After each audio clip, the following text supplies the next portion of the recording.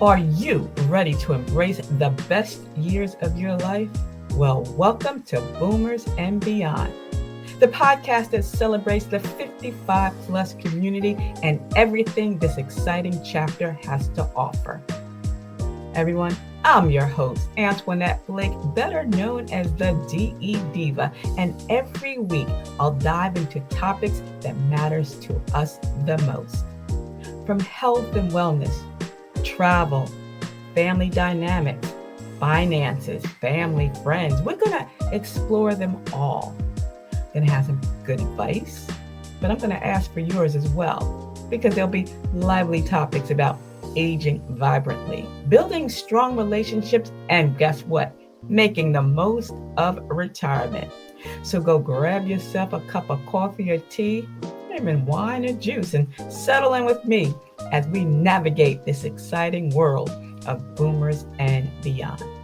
And don't forget, subscribe to the show and leave a comment. I'd love to hear from you. And share it with your family, your friends, your bae, and your boo too, because this conversation is all about you and me. So let's get started with Boomers and Beyond. Hello and welcome back to another episode of Boomers and Beyond. I'm your host, Antionette Blake, and I am so excited to have you join me today. And if you've been following me for a while, you know I talk a lot about living your best life, embracing your wisdom, and making the most of every single day. But what happens when you start to feel a little fuzzy, a little drained? What if you wake up feeling like you run a marathon instead of getting some much needed rest? Well, that's how I've been feeling, which is why today we are tackling a topic that is often far too dismissed as just a part of aging. This impacts our health, our mood, our memory, and our energy more than anything else. What are we talking about? Sleep. Sleep. Conquering sleep issues for better health and energy.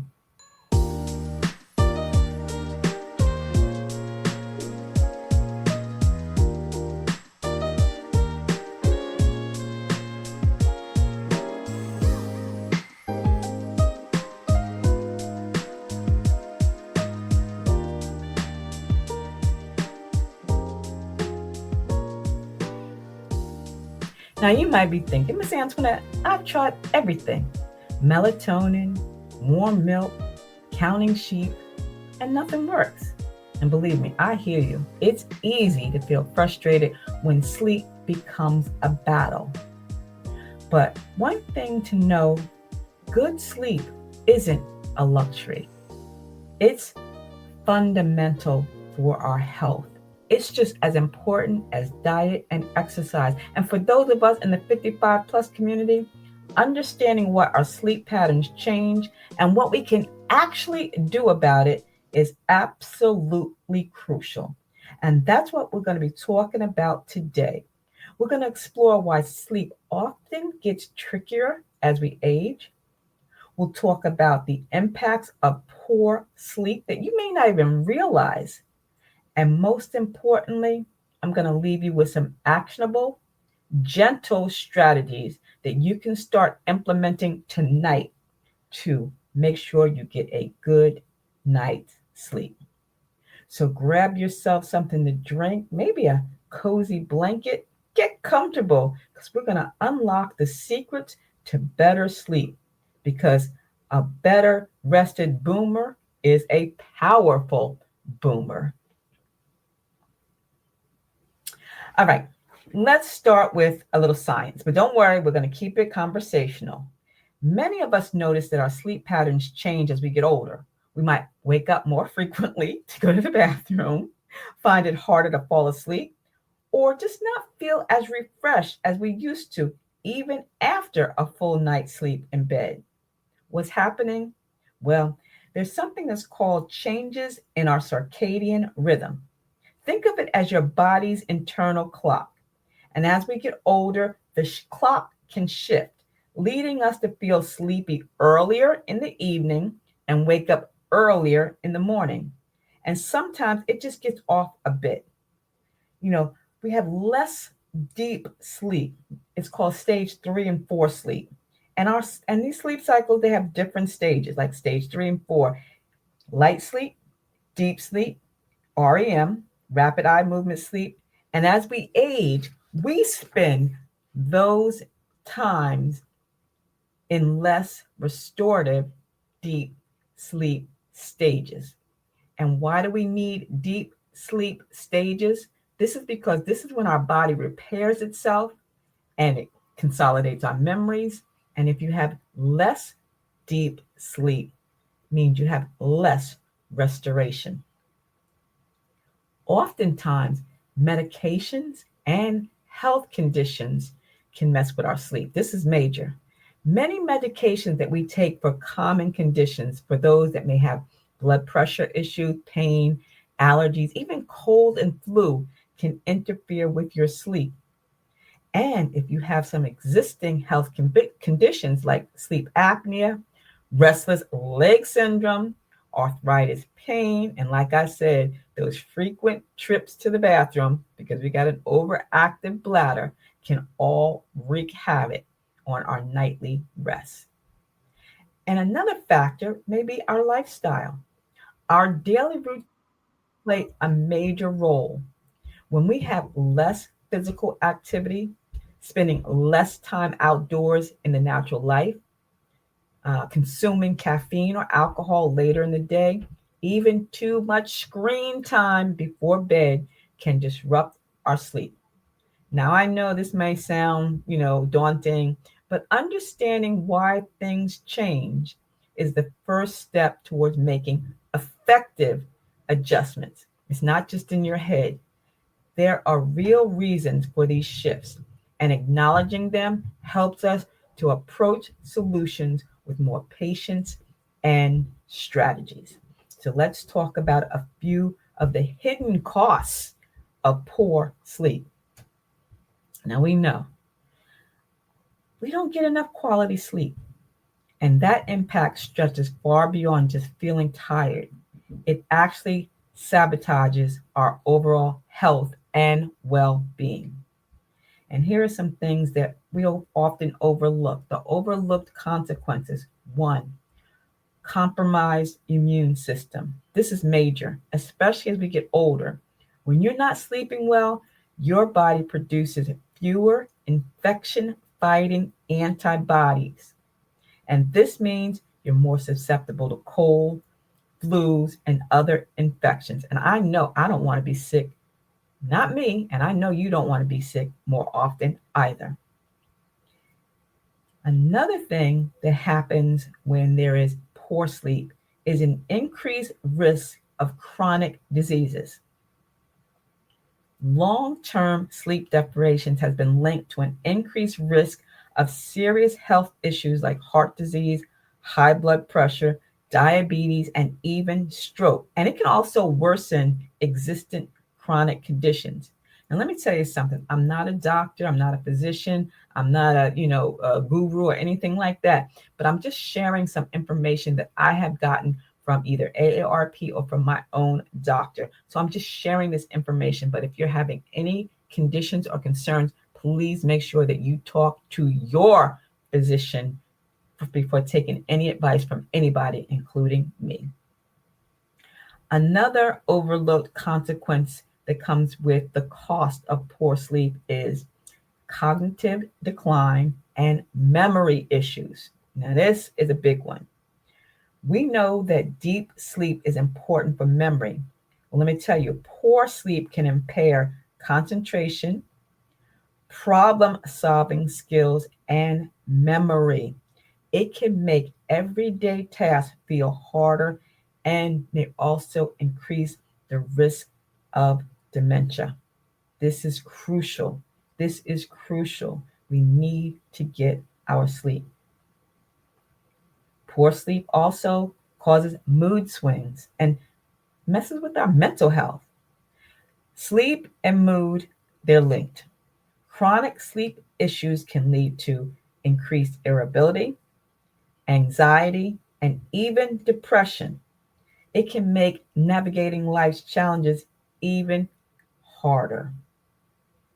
And another thing, the risk of accidents. Yes, when you're sleepy or drowsy, your reaction time slows down. We talked about that a few weeks ago when it comes to driving.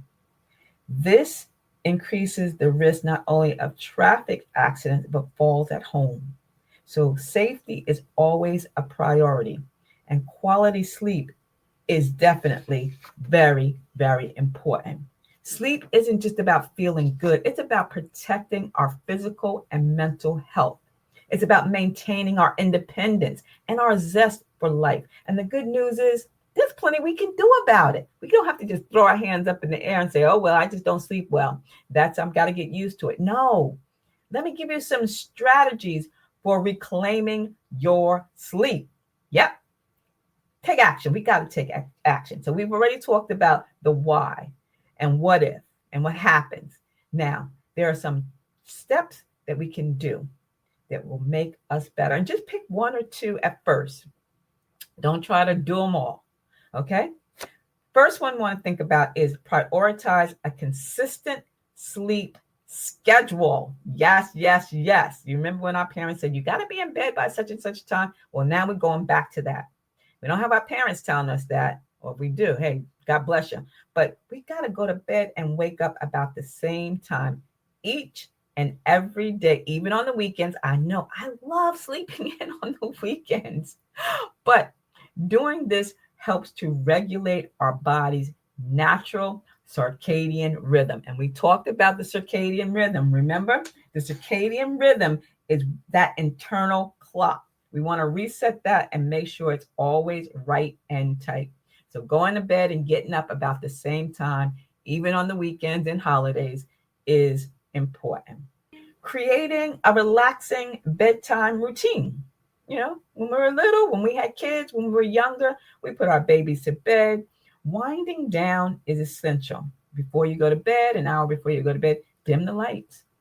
Put away the smartphones, the tablets, the computer, even the TV, because the blue light interferes with the melatonin production. Instead, read a book. Listen to calming music. Take a warm bath or practice some gentle stretching. That will help as well. Another thing you can think about doing is optimizing your sleep environment. Your bedroom, we've heard about this, should be a sanctuary for sleep.